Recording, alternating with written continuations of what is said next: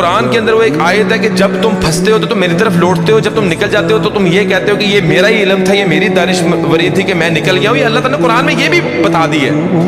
تو دعائیں بھی ایسی دل سے نکلتی تھیں کہ وہ آج بھی مجھے اپنے الفاظوں پہ بھی جو ہے حیرانگی ہوتی ہے. میں تو اللہ کے ہاتھ پھیلاتا تھا، اللہ تعالیٰ تو یوسف علیہ السلام کو کنویں سے نکال کے بادشاہ بنانے پہ قادر ہے. یا اللہ تو یونس علیہ السلام کو مچھلی کے پیٹ سے باہر نکالنے پہ قادر ہے.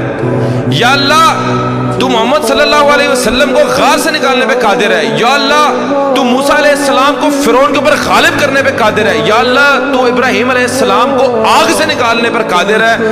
یا اللہ میرا مسئلہ تیرے آگے کیا ہے؟ 1.5 مہینہ مجھے آج بھی یاد ہے، 1.5 مہینہ، اور جس چنگل میں پھنسا تھا وہاں سے آزاد ہو گئی. میری 100% ریکوری ہو گئی، میں بالکل ایزی ہو گیا. تب میرا یقین پختہ ہو گیا کہ میں نے زندگی کے اندر کبھی کسی مخلوق کے آگے کوئی ہاتھ نہیں پھیلانے، کبھی کسی کو کام نہیں کہنا. جب میرا رب چاہے گا میں رب کو کہنا ہے، میرا رب چاہے گا ہو جائے گا، نہیں تو کوئی مسئلہ نہیں.